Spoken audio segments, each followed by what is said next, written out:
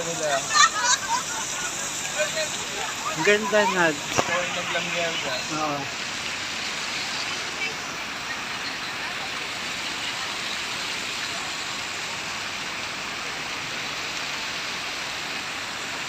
Punta kami ng Skybridge namin pinakatuktok.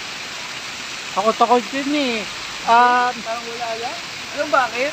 Ha? Yung elevator hindi glass. Pero yung tulay, glass yan, di ba? Hindi rin. Hindi rin. Hindi, tinan mo solid eh, no? Pero yung sa may gilid, Glass siya, pero parang wala lang. Parang nasa taas ka lang ng building.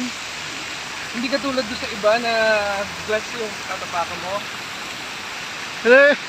Pag yung elevator din, hindi rin glass.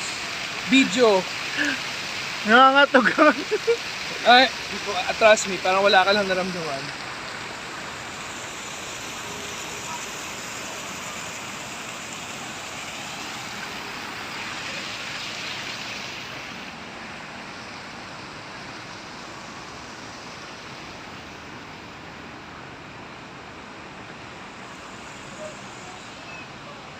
At least na nagkita tayo.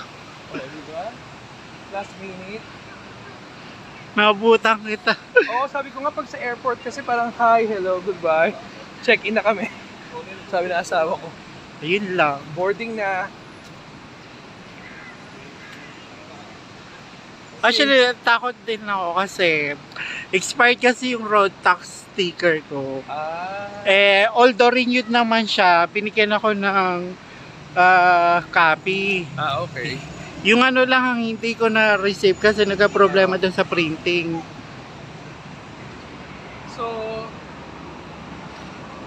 ano ba ano sasakyan mo ngayon? Yun na yun. Proton? Ah? Naka-proton ka ba? Hindi yung Perodua Viva. Yun lang, yung investment ko dito na. Oo, kaysa naman mag-train ka or something. Okay, hindi rin ako sanay mag-commute eh. Oo. Sa Amerika naman, walang choice. Gusto ko mag-commute.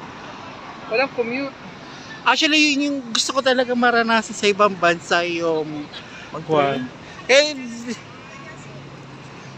Kaya lang, di ba, minsan syempre, necessity kasi may sakyan ka. Oo. Wala naman kasi malapit eh.